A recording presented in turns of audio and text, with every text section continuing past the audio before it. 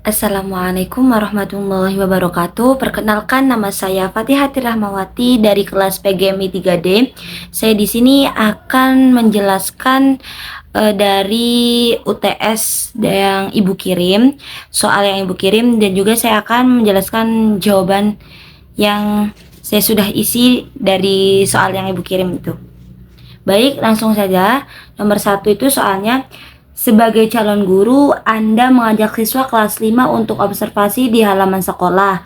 Mereka menemukan semut, rumput, capung, bunga kertas, cacing, dan jamur yang tumbuh di kayu lapuk. Analisislah bagaimana Anda akan memanfaatkan momen ini untuk menjelaskan konsep keanekaragaman hayati, tingkat jenis atau spesies kepada siswa. Kemudian, urutkan makhluk hidup tersebut dari yang diperkirakan memiliki jumlah spesies paling banyak hingga paling sedikit di dunia, dan berikan alasan logis untuk urutan tersebut.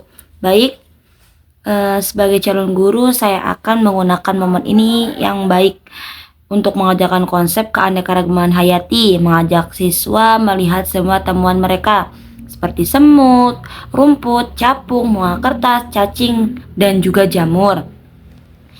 Dan juga menjelaskan bahwa keanekaragaman hayati tingkat jenis spesies artinya adalah banyaknya jenis atau macam-macam makhluk hidup, flora dan fauna yang ada di suatu tempat atau di seluruh dunia.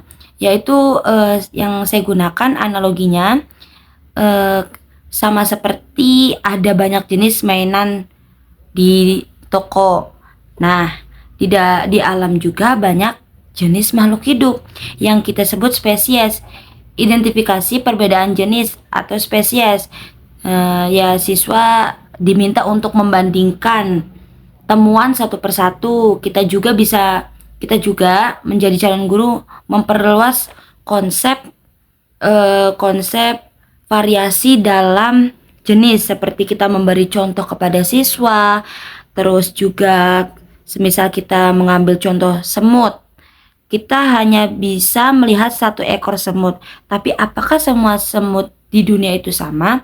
Tentu jelas tidak, karena semut juga banyak jenis-jenis spesiesnya. Dan juga kita sebagai calon guru mengajak siswa untuk berdiskusi, memberi pertanyaan satu sama lain. Lanjut juga ada jenis-jenis spesies dan juga urutannya, yaitu yang pertama ada semut, capung, serangga. Itu spesies paling banyak, jutaan. Alasannya adalah serangga adalah sekelompok hewan dengan jumlah spesies paling banyak di bumi. Yang kedua yaitu jamur, banyak atau ratusan ribu. Yang ketiga ada rumput atau bunga kertas. Nah, ini ratusan. Lalu ada cacing, sedang puluhan ribu. Lanjut soal nomor 2 yaitu tanaman lidah mertua atau Sansevieria memiliki daun yang tebal dan keras, sedangkan tanaman bayam atau Amaranthus memiliki daun yang lebar dan tipis. Jelaskan hubungan antara perbedaan struktur daun kedua tanaman tersebut dengan fungsi dan adaptasinya terhadap lingkungan tempat hidupnya. Manakah dari kedua tanaman tersebut yang lebih efisien dalam menyimpan air? Berikan alasan berdasarkan strukturnya. Baik, saya akan menjawab. Analisis struktur daun, fungsi, dan adaptasi, yaitu tanaman lidah mertua atau Sansevieria, struktur daun itu tebal, keras, atau berdaging, permukaannya luasnya kecil, stomatanya cekung dan sedikit. Tanaman bayam atau Amaranthus, strukturnya daun lebar, daunnya itu lebar dan tipis dan tidak berdaging. Nah, stomatanya banyak dan terletak di permukaan. Efisien penyimpanan air, tanaman yang lebih efisien dalam menyimpan air adalah tanaman lidah mertua. Karena apa? Alasannya adalah daun sukulen atau berdaging, dan Sansevieria memiliki jaringan parenkim yang tebal dan berdaging yang secara khusus berfungsi sebagai reservoir atau tangki penyimpanan air. Lalu ada rasio permukaan luas terhadap volume kecil. Daun yang tebal memiliki volume internal yang besar atau tempat air untuk disimpan, tetapi permukaan luas yang relatif kecil. Kutikula atau tebal. Sansevieria Sansevieria memiliki lapisan kutikula atau lapisan lilin pelindung yang tebal pada permukaan daun. Lalu ada mekanisme.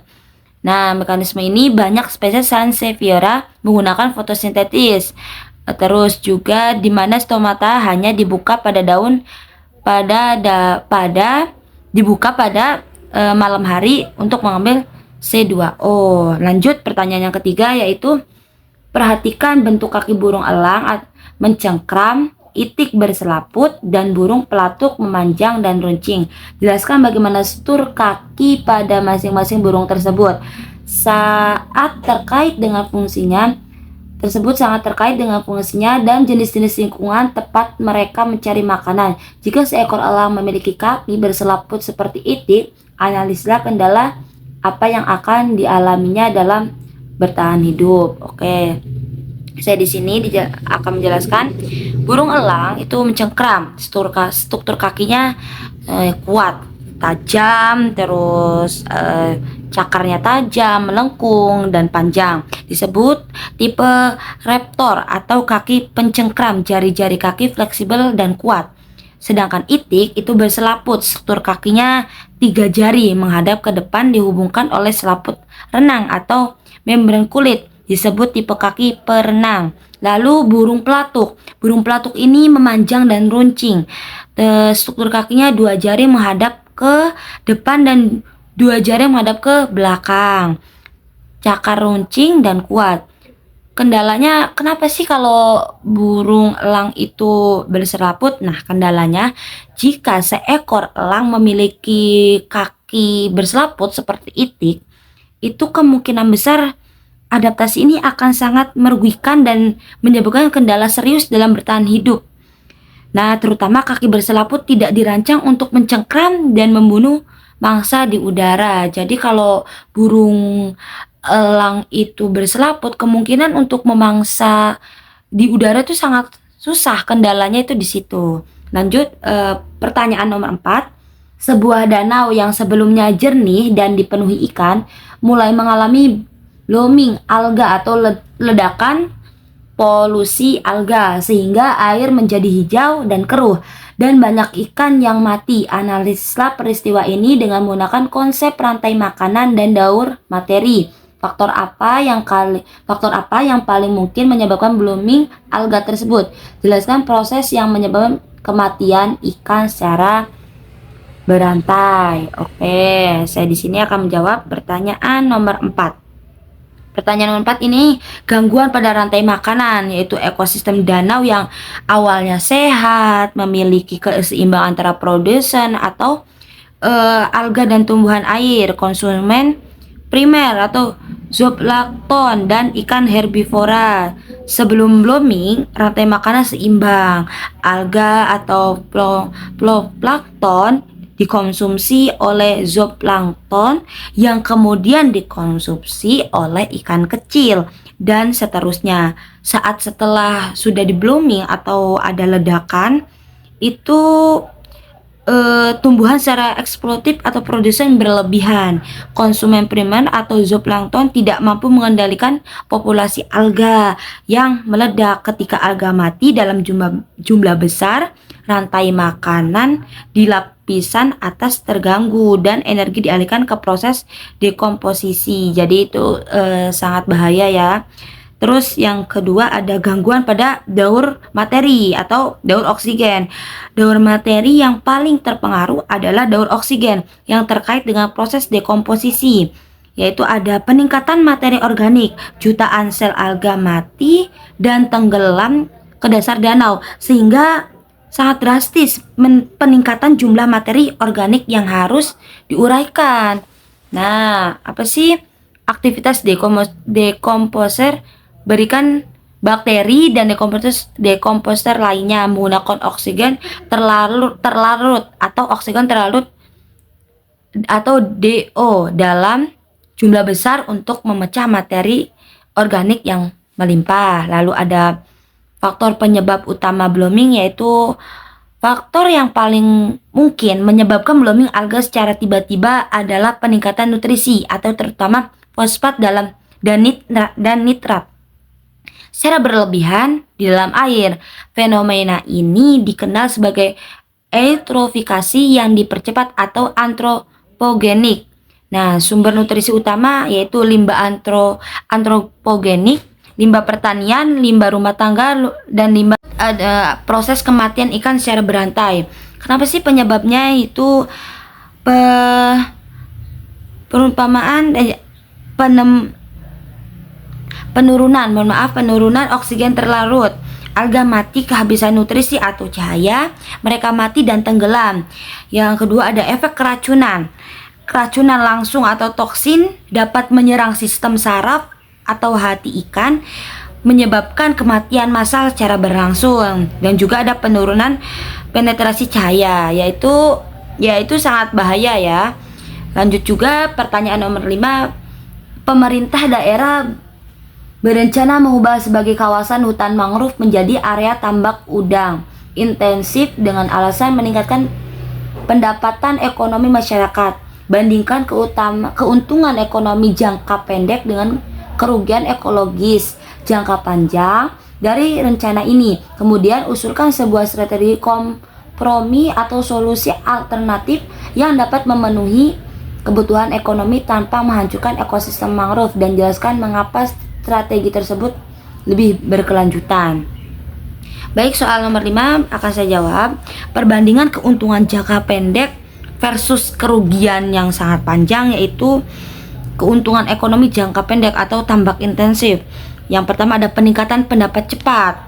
Nah, keuntungannya mungkin di sini peningkatan pendapatan secara cepat. Produksi udang intensif menghasilkan volume panen yang tinggi, persatuan luas dalam waktu singkat, memberikan pemasukan cepat bagi masyarakat dan daerah.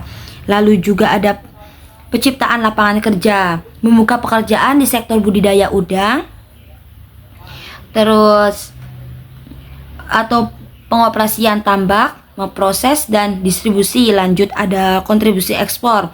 Udang merupakan komoditas ekspor bernilai tinggi yang akan meningkatkan devisa daerah. Kerugian ekologis jangka panjang atau konversi mangrove, hilangnya perlindungan di pesisir. Mangrove berfungsi sebagai benteng alami terhadap abrasi, badai, dan tsunami. Hilangnya mangrove meningkatkan risiko bencana, kerugian infrastruktur, dan keselamatan jiwa. Lalu ada degradasi kualitas air, lalu juga ada kerusakan habitat keanekaragaman hayati, lalu juga ada pelepasan karbon atau emisi gas rumah kaca, lalu ada umur tambak yang sangat singkat. Nah, strategi apa sih atau jalan alternatif apa yang sehingga bisa berkelanjutan? Nah, strategi kompromi yang paling alternatif atau paling efektif adalah mengadopsi sistem silvofishery atau waminta, yaitu budidaya perikanan atau tambak udang atau ikan yang terintegrasi dengan konservasi hutan mangrove. Mengapa strategi kompromi ini berkelanjutan? Yaitu karena stabilitas ekologi, lalu ada dampak ekonomi jangka panjang, lalu juga ada mitra bencana, lalu ada keseimbangan karbon. Nah, di situ sudah terlihat jangka yang sangat panjang dan kerugian yang sangat rugi itu sudah terlihat. Mungkin di awal cepat, peningkatan semakin cepat, tapi kalau dipikir kembali itu sangat rugi. Lanjut, pertanyaan nomor 6, yaitu seorang siswa mengatakan, "Bu, usus buntu itu tidak ada gunanya ya. Kata orang itu organ vestigal." Sebagai guru, jelaskan fungsi usus buntu atau appendix berdasarkan pemahaman ilmiah terkini. Kemudian buatlah sebuah analogi atau perumpamaan yang sederhana dan mudah dipahami oleh siswa SD untuk menjelaskan fungsi dan dari usus buntu tersebut. Baik, saya akan menjelaskan. Fungsi usus buntu atau appendix berdasarkan ilmu terkini, yaitu berdasarkan penelitian ilmiah terbaru. Usus buntu bukan sekedar sisa-sisa evolusi, melainkan memiliki dua fungsi utama. Yang pertama itu amunisi, tempat penyimpanan bakteri baik. Usus buntu berfungsi sebagai tempat perlindungan atau rumah aman. subhost bagi flora usus yang bermanfaat atau bakteri baik. Saat tubuh mengalami infeksi parah seperti diare yang sangat-sangat hebat yang membersihkan seluruh isi usus, bakteri yang baik dibutuhkan untuk pencernaan ikut terbuang. Lalu nomor 2 ada organ imun atau bagian dari sistem kekebalan tubuh. Dinding usus buntu mengandung konsentrasi tinggi dari jaringan limfoid atau jaringan yang menghasilkan sel kekebalan seperti limfosit. Jaringan limfoid ini adalah bagian dari sistem imun tubuh. Analogi sederhana untuk siswa SD. Bayangkan, nih analoginya seperti ini. Bayangkan usus besar kita adalah markas besar pasukan khusus atau tempat bakteri baik bekerja. Kadang-kadang terjadi bencana alam di markas itu seperti banjir besar atau diare parah yang membuat semua prajurit atau bakteri baik itu hanyut. Lanjut pertanyaan nomor 7, yaitu 2 orang siswa Andi dan Budi memiliki tinggi badan yang berbeda signifikan. Andi lebih pendek dari Budi. Jika mereka meniup lilin dari jarak yang sama dengan kekuatan tiupan yang sama, prediksikan siapa yang kemungkinan besar akan lebih sulit mematikan lilin tersebut.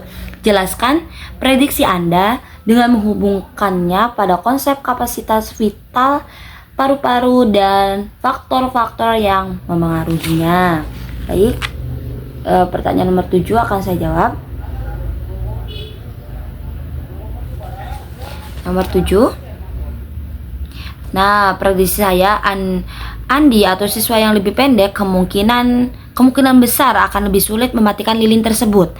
Prediksi ini didasarkan pada hubungan antara tinggi badan dengan kapasitas vital paru-paru atau KVP yang secara langsung memengaruhi kekuatan dan volume udara yang dapat ditiupkan. Lanjut juga, Budi lebih tinggi. Siswa yang lebih tinggi atau cenderung memiliki paru-paru dengan volume yang lebih besar dan rongga dada yang besar dibandingkan siswa yang pendek. Faktornya yaitu meskipun Andi dan Budi meniup sama dengan kekuatan yang sama, tapi yang dikeluarkan Budi itu lebih besar. Karena apa?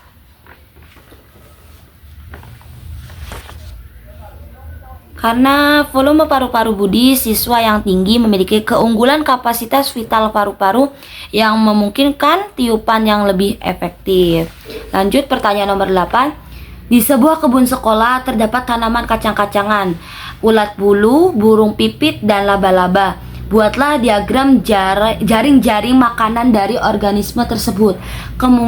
Kemudian analisislah apa yang akan terjadi pada populasi masing-masing organisme jika populasi ulat bulu berkurang drastis karena penyemprotan inseksida. Jelaskan mengapa perubahan pada satu populasi dapat memengaruhi populasi lainnya dalam ekosistem tersebut. Baik, nomor 8, membuat jaring-jaring makanan. Yang pertama ada tanaman kacang-kacangan. Tanaman kacang-kacangan ini bisa dimakan untuk ulat bulu pun bisa dimakan untuk burung pipit. Nah, kacang-kacangan ini sebagai produsen, yaitu bisa juga dimakan oleh laba-laba dan juga burung pipit. Nah, jika populasi ulat bulu berkurang drastis karena penyemprotan inseksida, kacang-kacangan meningkat drastis. Ulat bulu adalah herbivora utama yang memakan daun dan bagian tanaman. Ketika predator pertama hilang, tekanan pemangsa pada kacang-kacangan berkurang sehingga populasinya akan tumbuh subur. Yang kedua ada burung pipit menurun. Burung pipit adalah omnivora yang mengonsumsi ulat bulu sebagai sumber protein penting. Lanjut ada laba-laba. Laba-laba ini di sini menurun drastis. Laba-laba adalah predator yang sangat tergantung pada ulat bulu dan serangga lainnya yang makan makanan tanaman. Mengapa perubahan satu populasi memengaruhi yang lain? Karena dalam ekosistem atau misalnya penurunan ulat bulu ada keterkaitan aliran energi dan daur materi yang diwakili jaring-jaring makanan. Lanjut, pertanyaan nomor 9 adalah bandingkan sistem pencernaan sapi atau hewan ruminasia dengan sistem pencernaan manusia. Jelaskan mengapa sapi mampu mencerna selulosa dari rumput sedangkan manusia tidak, meskipun sama-sama mamalia. Kemudian kaitkan perbedaan struktur dan proses pencernaan kedua makhluk hidup tersebut dengan jenis makanan yang dikonsumsi dalam kehidupan sehari-hari. Baik, saya akan menjawab pertanyaan nomor 9. Perbandingan sistem pencernaan sapi dan manusia sudah jelas berbeda. Dari yang pertama itu ada lambung sapi ya. Lambung majemuk ada 4 ruang, yaitu apa saja? Rumen, retikulum, omasium, dan abomasum. Dan manusia ada 1 tunggal, ada 1 ruang, fungsi utama sebagai penampung sementara dan pencernaan protein. Lalu nomor 2 ada proses utama. Nah, sapi ini difermentasi mikroba mendahului pencernaan asam enzimatik atau mengunyah makanan 2 kali. Sedangkan manusia pencernaan enzimatik, asam dan enzim di lambung dan usus halus mengunyah hanya 1 kali. Yang ketiga ada pencernaan selulosa. Sapi mampu memecah selulosa menjadi glukosa berkat enzim selulase yang dihasilkan oleh mikroorganisme. Lalu sedangkan manusia tidak mampu memecah selulosa karena tubuh tidak menghasilkan enzim selulase usus besar. Sapi relatif lebih pendek dibandingkan usus halus meskipun masih terjadi sedikit fermentasi, dan manusia terdapat sekum dan usus buntu tempat terjadinya fermentasi terbatas pada herbivora. Nah, makanan sehari-hari sapi dan manusia justru sangat berbeda. Sapi ini termasuk herbivora, makanan sehari-harinya itu rumput, jerami, dan hijau-hijauan yang didominasi oleh selulosa. Sedangkan manusia itu omnivora, makanan sehari-harinya beragam meliputi karbohidrat yang mudah dicerna atau pati dan gula, proteinnya daging dan lemak. Lanjut pertanyaan yang terakhir, yaitu ada sebagian calon guru PGMI Anda ingin mengajarkan konsep konservasi air kepada siswa kelas 3 SD. Rancanglah sebuah kegiatan pembelajaran sederhana yang melibatkan observasi langsung dan dapat dilakukan di sekitar sekolah. Kegiatan tersebut harus mampu menanamkan kesadaran tentang pentingnya konservasi air dalam kehidupan sehari-hari. Jelaskan tahapan kegiatan dan nilai-nilai konservasi apa yang ingin Anda tanamkan melalui kegiatan tersebut. Baik, yang saya ingin lakukan untuk sebagai calon guru, tahapan kegiatan pembelajaran itu ada pendahuluan, lalu yang kedua ada orientasi dan motivasi. Guru mengajukan pertanyaan seperti pertanyaan pancingan untuk siswa. Dari mana air minum kita berasal? Mengapa kita tidak boleh membuang air? Lanjut yang ketiga ada intinya itu observasi langsung. Siswa diberi atau dibagi menjadi kelompok kecil, minimal satu kelompok itu 3 atau 4 orang, dan dibekali lembar observasi sederhana. Yang ketiga ada penutup, aksi dan komitmen. Siswa membuat komitmen atau janji sederhana, misalnya saya berjanji akan menutup keran sampai rapat setiap kali selesai menggunakan. Nilai-nilai konservasi yang ditanamkan yaitu yang pertama ada tanggung jawab, yang kedua ada kepedulian, yang ketiga ada hemat atau bijaksana, dan keempat ada keterkaitan hidup. Sekian dari saya, kurang lebihnya mohon maaf. Wal afu minkum. Wassalamualaikum warahmatullahi wabarakatuh.